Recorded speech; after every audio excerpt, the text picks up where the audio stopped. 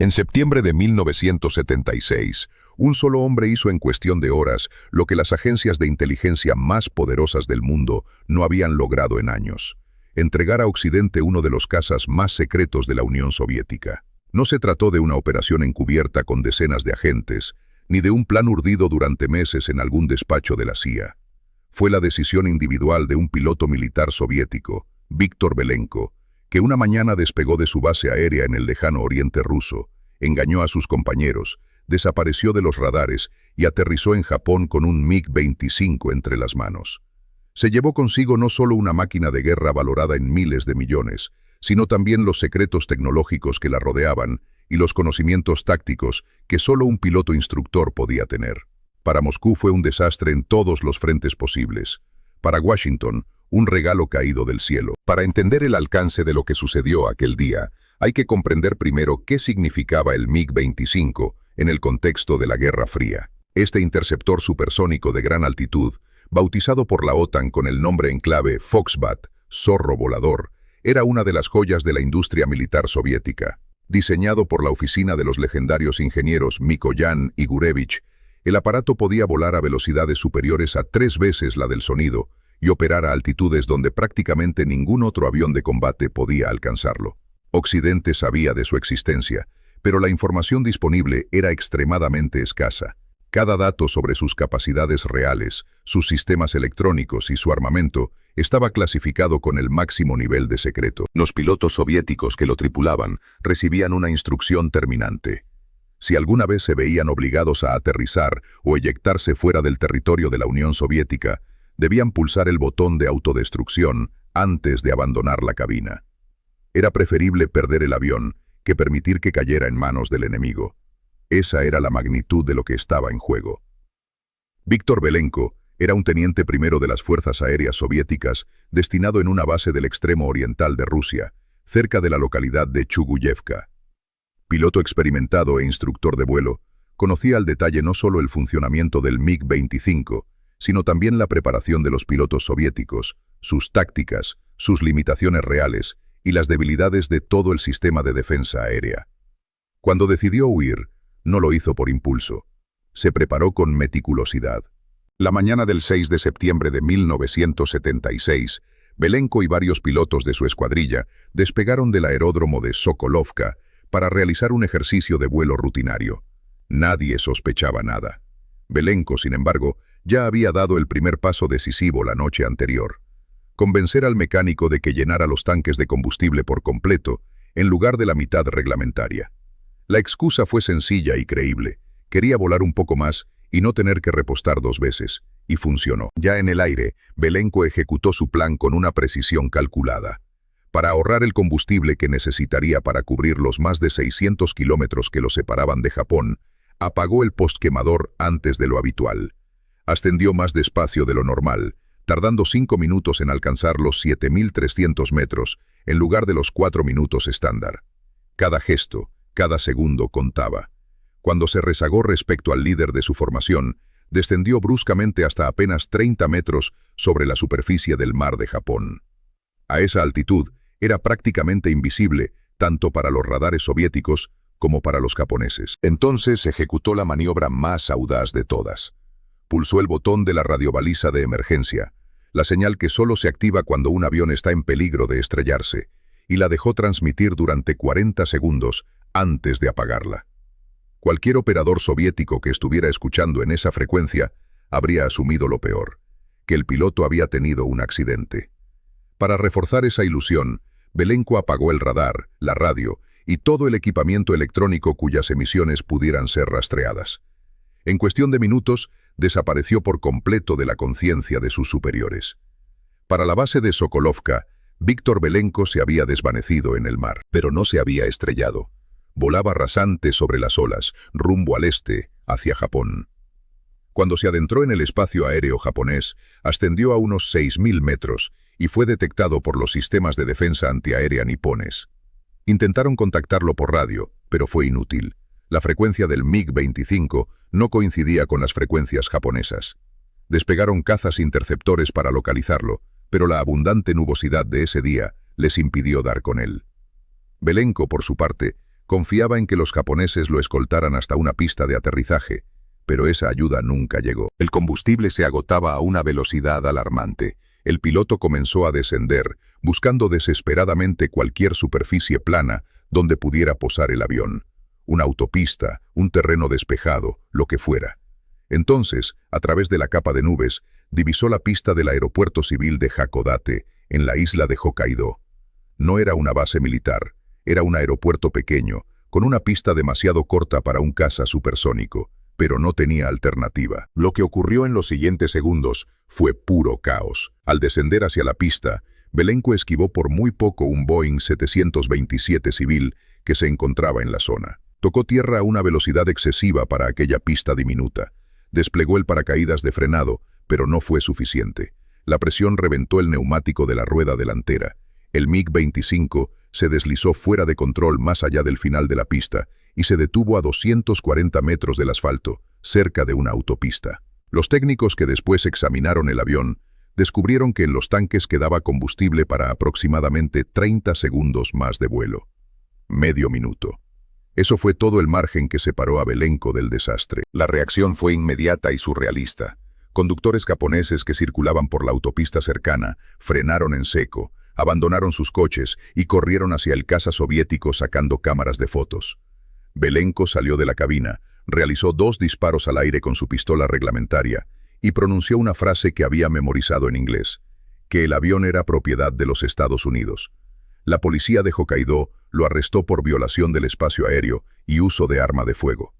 Durante el interrogatorio, Belenko pidió asilo político en los Estados Unidos. No tuvo que esperar mucho. En menos de 3 días, el presidente estadounidense Jimmy Carter firmó personalmente los documentos que le concedían asilo político y permiso de residencia permanente en territorio norteamericano.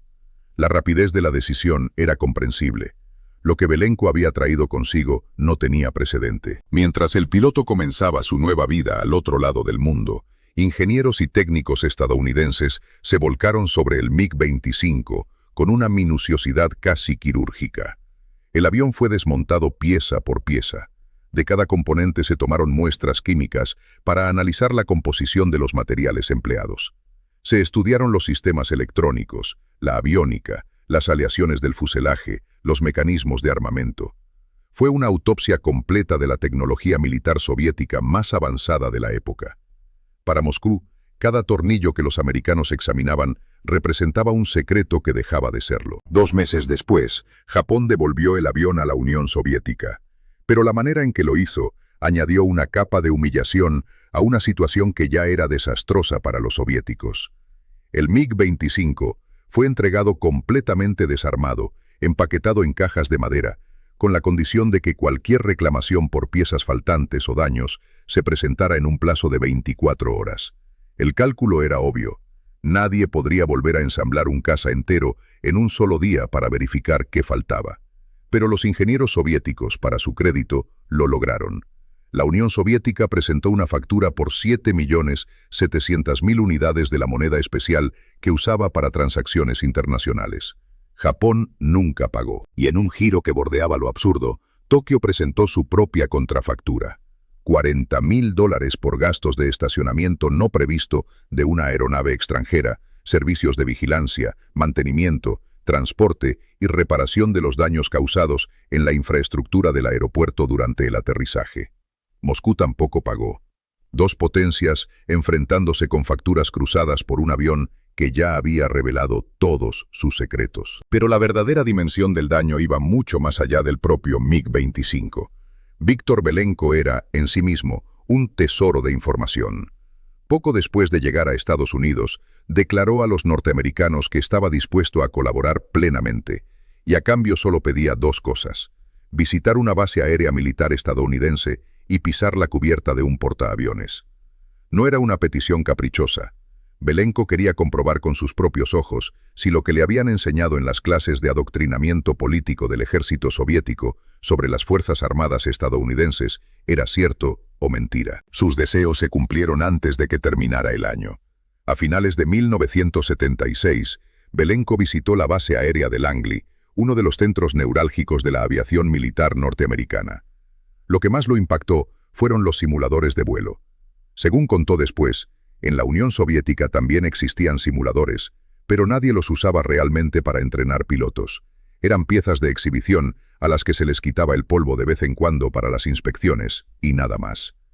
Lo que vio en Langley era otro mundo. En enero de 1977, Belenko subió a bordo del portaaviones John F. Kennedy, fondeado en la base naval de Norfolk. El contraalmirante Roger Boggs, jefe de los cursos de instrucción de pilotos de caza de la Armada, fue testigo de una escena que ilustra mejor que cualquier informe el impacto que aquella visita tuvo en el piloto soviético. Belenko quedó tan fascinado por el espectáculo de los despegues y aterrizajes sobre la cubierta y por la coordinación milimétrica del personal técnico, que cuando le ofrecieron bajar a un camarote para descansar, se negó. Pasó la noche entera sobre la cubierta de vuelo, observando las operaciones nocturnas. Al abandonar el barco, confesó a los oficiales que al principio había sospechado que todo aquello era un montaje preparado exclusivamente para impresionarlo. Pero después de 24 horas seguidas, viendo cómo aviones despegaban y aterrizaban sin interrupción, de día y de noche, concluyó que organizar semejante espectáculo solo para un visitante habría sido imposible. También les dijo que los instructores políticos de su unidad les habían mentido sistemáticamente sobre las capacidades reales de los portaaviones estadounidenses y que se habían burlado de ellos sin fundamento. Durante los primeros meses de estancia de Belenko en Estados Unidos, trabajaron con él a diario, prácticamente las 24 horas, no solo agentes de la CIA, sino también especialistas en aviación soviética de las Fuerzas Aéreas norteamericanas. Como lo describió uno de los oficiales de inteligencia que participó en los interrogatorios, además de haber proporcionado un caza soviético de última generación cargado de equipamiento secreto, Belenko era por sí solo una mina de oro de información técnica, táctica y operativa sobre la aviación soviética. 3 meses después de su llegada, los servicios de inteligencia reconocieron que necesitarían al menos un año más de conversaciones con él para extraer toda la información que poseía. Así de valioso resultó ser. La confianza que Belenko tenía en su propio valor quedó patente en una declaración que hizo poco después de su llegada. En una entrevista, afirmó que si le daban 10 minutos de emisión radiofónica, en una semana habría al menos 6 aviones más robados. Su plan era transmitir a los jóvenes pilotos soviéticos las coordenadas de los aeródromos japoneses más cercanos, las instrucciones para evadir las estaciones de detección por radar soviéticas y un conjunto de recomendaciones prácticas de alguien que ya había logrado escapar. Todo con el objetivo de animar a quienes estuvieran dudando. Sin embargo, una oleada masiva de deserciones excedía las necesidades prácticas de Washington y la propuesta fue rechazada. Para la Unión Soviética, Víctor Belenko fue condenado in absentia a la pena máxima, fusilamiento por traición a la patria. Pero la sentencia nunca pudo ejecutarse. El hombre que había volado hacia el este una mañana de septiembre ya vivía en otro continente, con una nueva identidad, un empleo bien remunerado vinculado al complejo industrial militar estadounidense y $500,000 como compensación inicial. El daño que causó a su país de origen fue estimado en 2.500 millones de rublos de la época, equivalentes a años de trabajo de los mejores cerebros científicos soviéticos. Lo que Belenko hizo aquel 6 de septiembre no fue simplemente robar un avión. Fue arrancar de cuajo una de las capas más profundas de secreto militar de una superpotencia. El MiG-25 dejó de ser un misterio, y con él se desmoronó parte del mito de invulnerabilidad tecnológica que la Unión Soviética había construido durante décadas. Moscú recuperó los restos de su casa en cajas de madera, pero lo que no pudo recuperar jamás fueron los secretos que ya estaban en manos de sus adversarios, ni la confianza rota en la lealtad de sus propios pilotos. Un solo hombre, un solo vuelo y unas pocas horas bastaron para abrir una grieta que ningún ingeniero podía reparar.